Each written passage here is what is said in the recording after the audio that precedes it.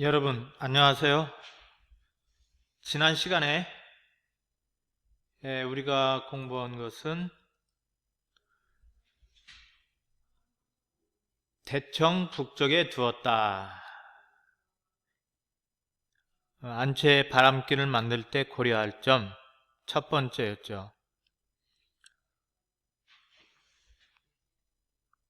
자, 이어서 대청 뒷면에는 나무창을 설치했는데 이 창은 바람길을 만들기도 하고 없애기도 하는 중요한 역할을 한다. 자, 여기 보세요. 대청 뒷면에는 나무창을 설치했다. 이것이 안채의 바람길을 만들 때 고려할 점 두 번째죠.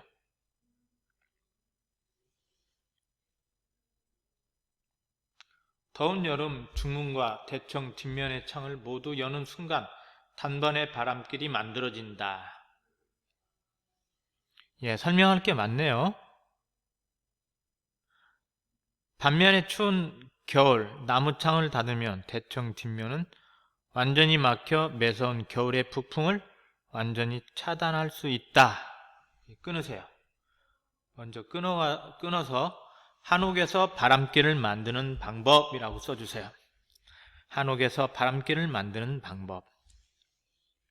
그리고 더운 여름 중문과 여기 쭉 밑을 한 여기 정도에다가 대청 뒷문에 설치한 바람길의 기능 써주세요.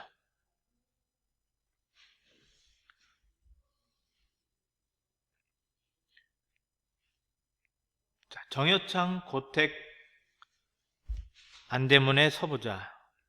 내가 안대문에 들어온 바람이 된 것 같다. 이것은 여름에 바람이 되는 상상을 해본 거죠.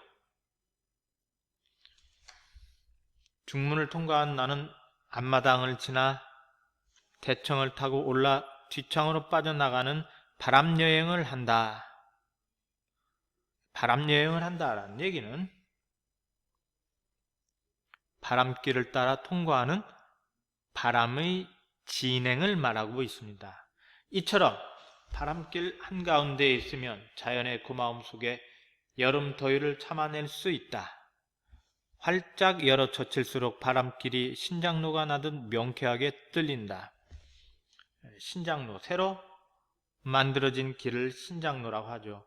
지금은 새로 만들어진 길이 없어서 여러분들은 신장로라는 말을 들어보지 못했을 것입니다.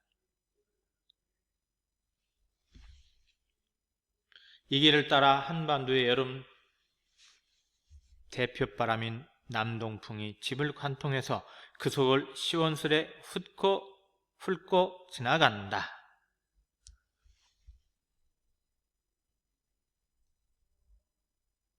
자, 끊어서 정여창 고택의 바람길 써주세요. 바람길 보이죠? 바람길 보이죠? 일로 바람이 싹 여기로 통과한다는 얘기입니다.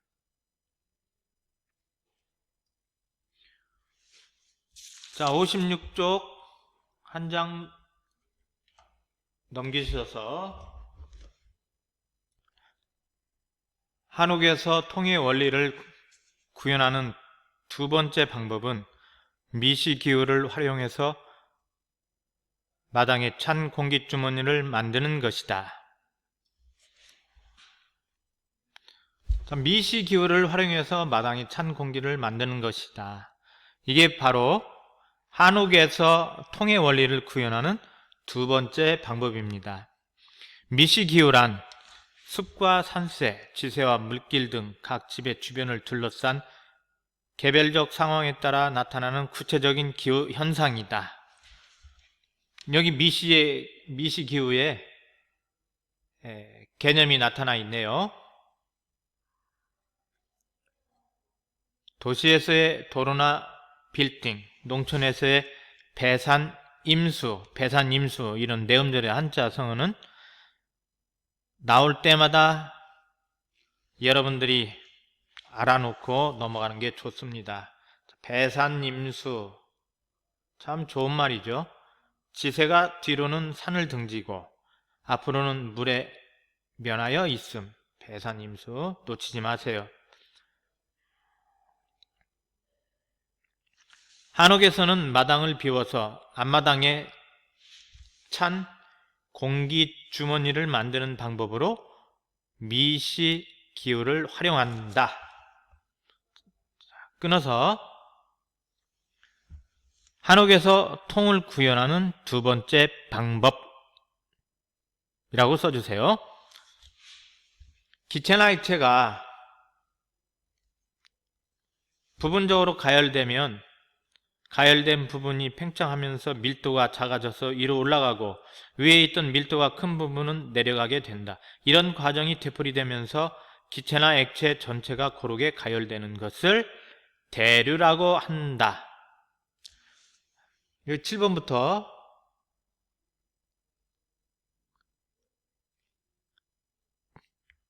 대류라고 한다. 여기까지가 대류의 개념이네. 이것은 복사, 대류, 과학적인 개념이죠. 어떤 그 기체가 계속 순환된다라는 의미가 되겠습니다. 한여름 한옥의 마당에서는 대류 현상이 나타난다.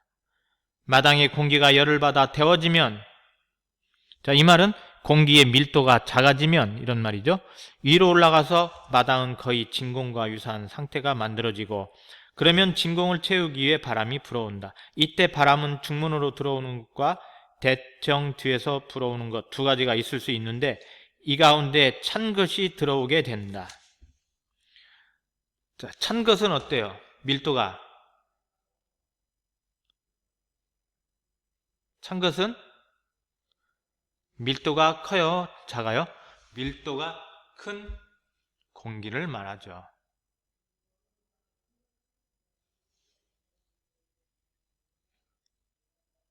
찬 것, 밀도가 큰 공기를 말합니다.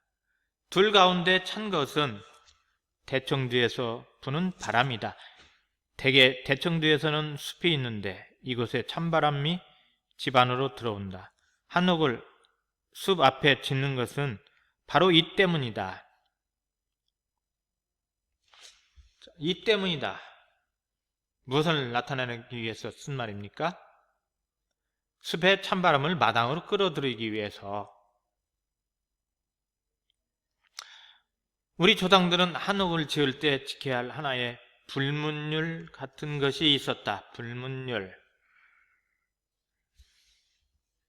문서의 형식을 갖추지 않은 법. 불문율. 그러나 문서에는 어떤 형식을 갖추고 있지 않으나 그게 법처럼 사용되었다는 말입니다. 대청 근처의 집 주변에 나무를 심지 말라는 것이다. 왜 그럴까요? 대청 근처의 집 주변에 나무를 심지 말라는 것은 찬바람이 마당에 들어오는 것을 용이하게 하는 방법이죠. 쉽게 바람이 들어오게 하는 법입니다. 용이라는 말은 쉽게, 그런 말이죠. 대청에 너무 가깝게 나무가 있으면 바람에 흘러드는 것을 막기 때문이다. 그 이유가 나와 있네. 또한 담을 낮게 했는데 담이 높으면 이 역시 바람의 흐름에 방해하기 때문이다. 딱 끊어서 한옥의 마당에 바람을 들어오게 하는 방법 두 가지. 하나는 나무를 심지 말라는 것, 또 하나는 담을 낮게 했는데 담을 낮게 하는 것, 두 가지입니다. 찬바람이 마당에 들어오는 것을 용이하게 하는 방법 두 번째, 두 가지죠. 그림을 보면 좀 이해가 쉽게 가려나 모르겠네요. 이렇게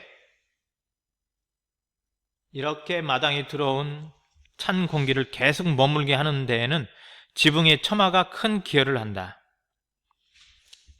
마당에 찬 공기를 계속 머물게 한다는 얘기는 뭡니까? 마당에 형성된 찬 공기 주머니를 유지하게 하는 것이 됩니다. 관가정의 안채 앞마당은 폭에 비해 지붕 처마가 많이 돌출해 있는데 이는 앞마당으로 흘러들어온 찬바람을 오래 잡아두는 역할을 한다. 예, 여기 앞마당이 흘러들어온 찬바람을 오래 잡아두는 역할을 한다. 그다 써주세요. 밑에다가 돌출한 지붕 처마의 기능. 돌출한 지붕 처마의 기능이죠.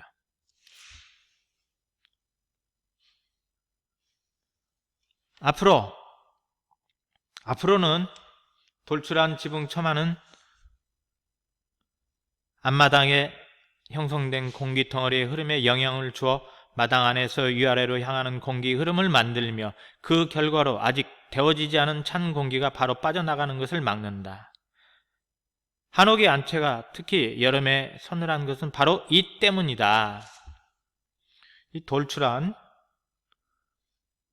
처마 지붕 때문이다. 자, 끊어서 한옥의 마당에 찬 공기 주머니를 만드는 방법이라고 써주세요.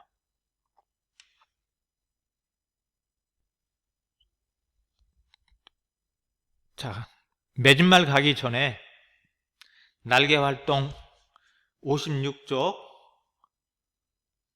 한옥의 마당에 찬 공기 주머니를 만들 때 적용되는 과학의 원리가 무엇인지 파악해보자. 56쪽 왼쪽에 맨 위에 나와 있죠. 자, 여러분들 요거 캡처해서 보시기 바랍니다.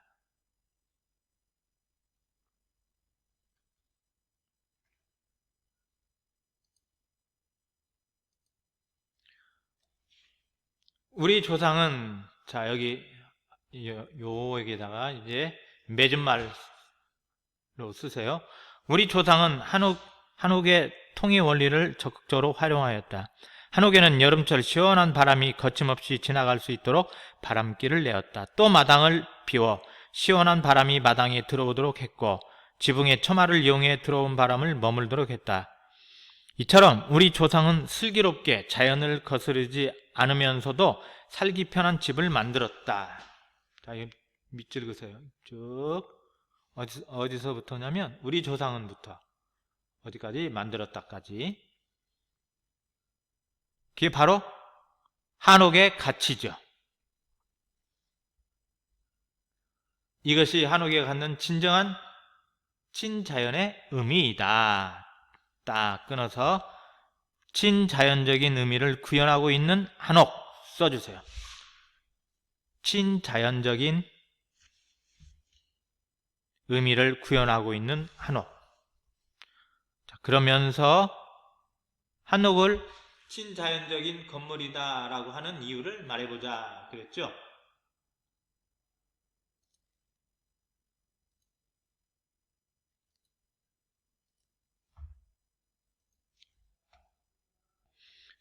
한옥을 친자연적 건물이라 하는 이유를 말해보자. 자연을 거스르지 않으면서도 살기 편하게 지어졌기 때문이다.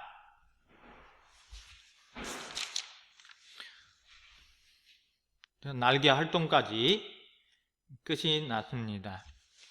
다음 시간에는 쭉 건너뛰어서 인간의 경제학 64페이지 나가도록 하겠습니다. 오늘도 여러분은 수고 많으셨습니다. 다음 시간에 만나요. 64쪽 36.5도 인간의 경제학. 안녕.